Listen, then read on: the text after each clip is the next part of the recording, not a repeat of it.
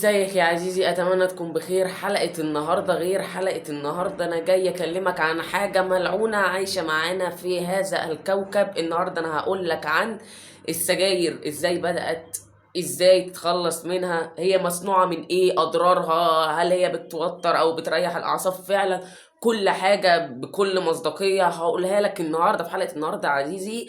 يعني لو انت بتشرب سجاير ان شاء الله تخرج منها وانت مبطلها، ولو انت مراهق وعايز تخش في الطريق ده فان شاء الله الفيديو دوت معمول ليك. واي حد بيشرب سجاير لازم تنصحه بالفيديو دوت. واسيبك مع هذه القصة يا عزيزي. خلينا نبدأ يا عزيزي ونعرف هي السجارة ديت بتتكون من ايه. السجارة ديت يا عزيزي بتتكون من تبغ، اللي هو نبات مجفف مع ورق ملفوف مع الفلتر، وبعد كده بتولع فيها وبيسحب الدخان للرئة. طيب يا عزيزي، السجاير ديت مش تبغ بس او نبات مجفف بس، لا، السجاير ديت فيها اكتر من 7000 مادة كيميائية، اشهرهم النيكوتين. والنيكوتين ده يا عزيزي طبعا معظم الناس عارفينه، وهو اللي بيسحبك للادمان يا عزيزي. طيب خليني احكي لك عن اضرارها، او هي بتعمل ايه في جسمك، او بتعمل ايه في كل عضو في جسمك. طيب نبدأ بالرئة، وهي بتؤدي الى كحة مزمنة والتهابات مزمنة وضيق تنفس، وكمان بتسبب لسرطان في الرئة، ودي أشهر الأسباب. طيب بتعمل إيه في القلب؟ بتؤدي إلى ضربات سرعة القلب، ضغط الدم، وكمان يا عزيزي بتعمل سكتات قلبية. اللهم احفظنا يعني. بس السجاير ديت بتعمل سكتات قلبية، أثبتوا خلاص دكاترة. وكل الكلام اللي انا بقوله لك ده موثوق منه مليون في المية يا عزيزي. وخليني ابدأ لك واقول لك هي بتعمل ايه في الشكل او المظهر. يعني اولا هي بتصفر السنان، يعني تخلي السنان صفراء، وكمان بتؤدي الى الشيخوخة المبكرة. يعني بعيد عنك يا عزيزي وشك يكون، لو انت عندك 18 سنة اللي يشوفك يقول عندك 25 30 سنة. وبتؤدي كمان الى ضعف اللياقة والتركيز. طيب يا عزيزي، انا دلوقتي قلت لك هي بتعمل ايه في كل عضو في جسمك، او بمعنى اصح اضرارها. طيب يا عزيزي، انت دلوقتي ما قلتليش عن المشاكل اللي بتسبب. هي بتعمل مشاكل تنفس وربو وخطر على الاطفال جدا يا عزيزي. يعني ما ينفعش حد يكون بيشرب سجاير وابنه جنبه. يعني الابهات اللي بتتفرج على الفيديو، ما ينفعش تشرب سجاير وابنك جنبك. طيب يا عزيزي، هل فعلا السجاير بتهدي، او زي ما بنسمع كلنا من الناس لا دي ماليش غير سيجارتي وسيجارتي هي اللي بتهديني ولا اللي بتسمعني وكده؟ هل السجاير بتهدي؟ هي خلاص اثبت العلماء ان هي بتهدي 10 دقايق فقط، وبتخليك تزيد التوتر وتزيد كل حاجة. والعصبية طبعا هي نمبر 1 في العصبية، وده يدل ان انت تشرب سيجارة تانية. يعني بص ولاد الذين، خلي بالك يعد 10 دقايق علشان تشرب سيجارة تانية عشان تهديك، ولكن هي بتزود التوتر والعصبية وكل اللي انت نفسك فيه يا عزيزي. طيب يا عزيزي، احنا قدامنا ايه تاني؟ انواع التدخين او إيه متفرعة عن انهي. يعني مثلا السيجارة العادية، او الشيشة اللي بتشوفها على القهاوي، وديت خطيرة جدا اصلا، دي انيل من السيجارة العادية مليون مرة. او بقى الحاجة المنتشرة دلوقتي مع الشباب وهي الفيب، وديت كارثة. دي كارثة لوحدها. دي لو انت عايزني احكي لك عنها دي لازم فيديو لوحدها دي يا عزيزي، اللي هي وسموها السيجارة الإلكترونية أو التدخين الإلكتروني. طيب يا عزيزي، أنا عايز أقول لك خبر كويس. انت لو متعافي منها، يعني لو انت بتشرب سجاير وخلاص اتعافيت منها، فايه اللي هيحصل؟ اولا يا عزيزي، التنفس هيرجع يتحسن بعد 20 دقيقة. ضربات القلب هترجع زي ما هي بعد اي عدة ايام. بعد عدة شهور رئتك كل الالتهابات اللي فيها هتتشال، وهيكون خلاص رئتك سليمة مليون في المية يا عزيزي. طيب ايه اللي بيخلي الناس تتجذب ليها؟ وحط لي 100 خط على هنا بقى للشباب اللي قدي اللي بتتفرجوا عليا. ايه اللي بيخلي الناس تنجذب ليها؟ اولا من سن ال 13 لسن ال 18، هو دي او هي دي الفترة اللي انت يعني لازم تحرص منها بكل الطرق. لازم تخلي بالك من الفترة ديت من سن ال 13 لسن ال 18، اللي هي مرحلة البلوغ، او بمعنى اصح سن المراهقة. ودوت اصعب سن بيعدي على اي شاب. يعني السن دوت خطر جدا. اول حاجة وهي الصحبة.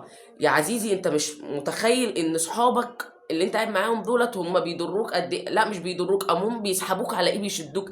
يعني مثلا انا شخصيا والله لما لقيت صحابي بيشربوا سجاير وبيعملوا حاجات وحشه، انا سحبت منهم بالراحه، لان عارف مليون في الميه اللي انا هشرب معاهم. ليه يا عزيزي؟ الصاحب ساحب، خلينا بقى ايه متفقين كده ان الصاحب ساحب. ولازم لو هم بيعملوا حاجه، اصحابك بيعملوا حاجه بقى يزوغوا من الدروس، بيشربوا سجاير، بيشموا مخدرات، انت تعمل معاهم بعد عده ايام يعني هيفضلوا يسخنوك. لا ده انت كنت موتي بقى، ايه ده انت صدرك ضعيف، لا ده انت بتاع بابي ومامي. فانت هتشرب غصب عنك من غير ما تحس، هتلاقي نفسك ان انت بتشرب سجاير او بتعمل الحاجه اللي هم بيعملوها. لان الصاحب دوت يا عزيزي هيضرك على كل حاجه وحشه. يعني انت لو بتدور على صاحب اعلى منك او انضف منك هتبقى زيه، لان هو بيجيلك يعني الحاجه اللي موجوده فيه انت بتطبعها فيه. يعني خلاص، يعني انت لو صاحبت، لا مؤاخذه، لو صاحبت واحد زبال عايز الشغل مش عيب، هتبقى زيه اكيد. يعني عزيزي لو صاحبت واحد بقى ايه نضيف وكده برضه هتبقى نضيف وزيه.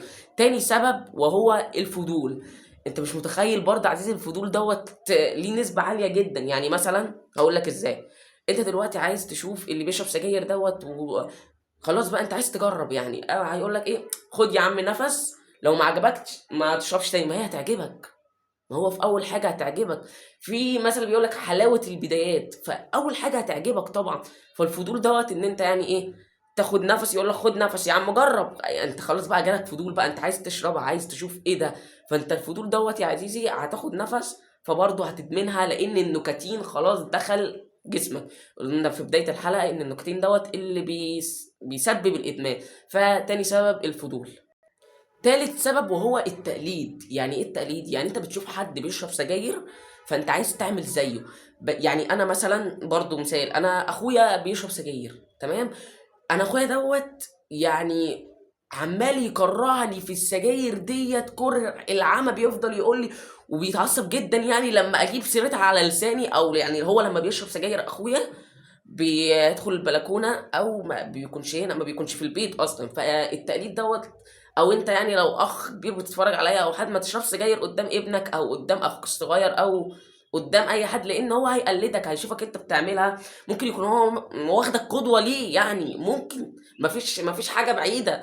طيب رابع حاجه وهو الضغط النفسي. وديت الضغط النفسي ديت تقريبا بتيجي للناس الكبار اللي من 21 ل 25، او برضو بتيجي للمراهقين. ايه الضغط النفسي؟ ان انت خلاص بقى ضغوطات بقى وعمال تشيل حاجات فوق طاقتك وحمل كبير، وخلاص انت عايز بقى ايه، تفصل زي ما بيقولوا. انت بقى بتشرب، تبدأ من السجاير ديت. يعني الضغط النفسي السجاير، او حاجة تانية بقى يعوذ بالله اللي هي المخدرات ديت. وعلى فكرة عزيزي انا برضه يعني ما قلتلكش ان السجاير ديت بتسحبك لحاجات تانية منيلة بستين نيلة أخطر. يعني دي برضو لو عايز نعمل لك فيديو لوحدها، ولكن أنا ممكن أقول لك إن السجاير ديت بتسحبك للمخدرات والشم والإبر واستغفر الله العظيم يعني والبراشيم والحاجات، وممكن تخليك مجنون فعلا يا عزيزي ومختل. فبعد الشر عليك طبعا، يعني أنا عامل لك الفيديو دوت بنصحك. طيب يا عزيزي انا ما قلتلكش بدأت ازاي. عزيزي اول حاجة السجاير بدأت فيها، وهي بدأت في الهنود الحمر. كانوا بيدخنوا بس ما كانتش ملفوفة وكده، لا هما كانوا بيدخنوا كده، مش عارف حاجة كده والله العظيم والله ما بكذب. هما كانوا، ودي كانت ايه، كانت حاجة دينية عندهم. يعني الهنود الحمر دول اللي هم في الأمريكتين بس دلوقتي اتمنعوا. هي كانت حاجة دينية عندهم، تقديس، أو هم كانوا بيدخنوا، يعني كانوا بيطلعوا دخان. بعد كده انتشرت أكتر في عام 1880 في أسبانيا، وتحديدا في مدينة إشبيلية. ودولت خلاص كانوا بقى بيجيبوا النبات ده فعلا، وكانوا بيلفوه في ورق وكانوا بيولعوا فيه. وكان يا عزيزي في إشبيلية ما كانش في حد تقريبا ما بيشرب سجاير. ولحد وقتنا هذا يا عزيزي احنا مفيش بيت مش بيعاني من السجاير ديت. والسجارة ديت انا جبت لك كل التفاصيل عنها، جمعته لك في فيديو واحد، وكل التفاصيل ديت متأكدة منها 100%. فعزيزي لو في حد من انت تعرفه بيشرب ايه ده، لو في حد انت تعرفه بيشرب سجاير، فتبعت له الفيديو دوت وتنصحه وتقول له شوف بقى اللي انت بتشربه دوت بيعمل ايه. ويعني برضو قلت لك ان انت لما تبطلها هتحس بايه. وده كانت فيديو النهارده، نهايه فيديو النهارده. ما تنساش تصلي على النبي وتشترك في القناه، وما تنساش تقول لي عايز نعمل لك ايه تاني عزيزي في الفيديوهات الجايه.